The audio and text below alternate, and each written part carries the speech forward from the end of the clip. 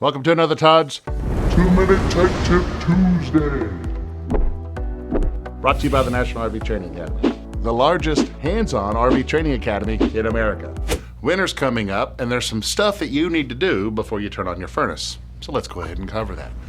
The topic is what you should do before turning on your furnace. All right, now let me set the situation. You've been RVing all summer, and during the summer you have insects. If you have insects, the thing about insects is they love the smell of propane. So much so, they like to build nests anywhere where they can smell propane. And a prime target is going to be your primary burn chamber for your furnace. It's open to the outside elements. Most of us, we have a 1-inch or 2-inch hole. Now, a lot of you will have dauber screens, and that does prevent a lot of insects from coming in, but I do need to alert you. The manufacturers of furnaces will void the warranty should you have a dauber screen on. So a lot of us, we don't have those dauber screens on. Now I do because I'm not under warranty, and it's smart. If you don't have the dauber screen on, what you need to do is make sure that that tube is clear as possible.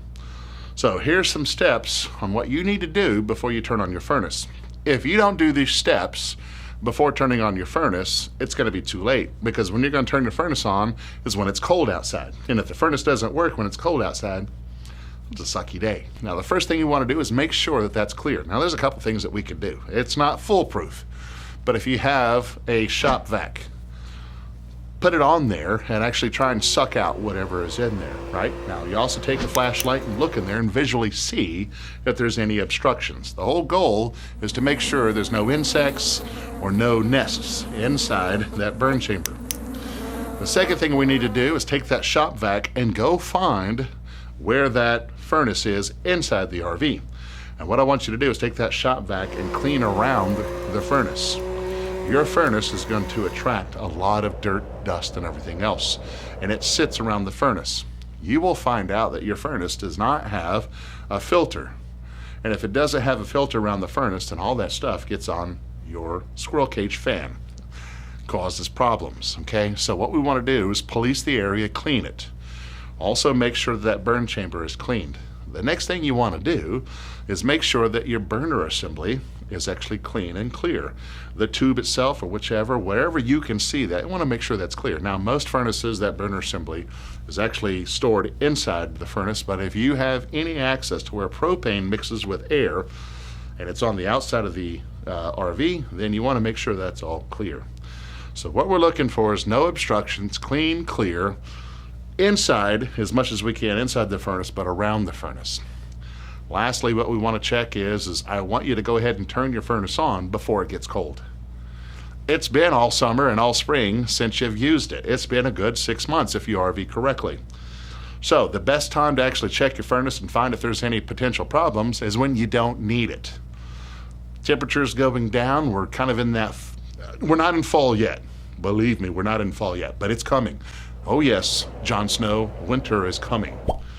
What you want to do is be prepared, so go ahead and also test your furnace. So turn on your propane, put your thermostat on furnace and crank that temperature up. Make sure you get the click, tick, tick, tick, boom. You got good burn, and you want to watch the outside. You want to make sure that you have no carbon buildup. In other words, there's no smoke. If there's no smoke, then you also know that your burn chamber is clean. If you have smoke, call a technician. That means that you're going to have some type of obstruction in there, and if you can't see it, it's around the corner. And a technician will need to be called out in order to get that cleaned out, and it's the best time to do that is when you don't need the furnace. Hey, to find the best technician, find one that's part of the RVTAA. Now you can find that technician by going to rvtaa.org/locate, or just go to RVTAA, find it, and then click on locate. Don't wait till it's too late, because you're going to hate life and you're going to hate RVing if you need to fix your furnace in the winter.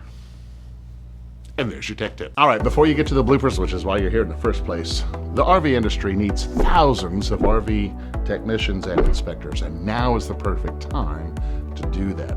If you want to make more money or have more control over your time, go ahead and click the link below.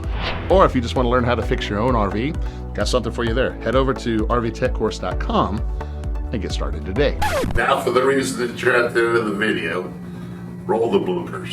RVTAA dot locate. Is that right? Hey, winter's coming up. I mean, it's not yet. That's why you see me sweating. The association is called the RV. Ha. All right. That was too long. Let's do it this way. No light, no talking. There they all are. There they go.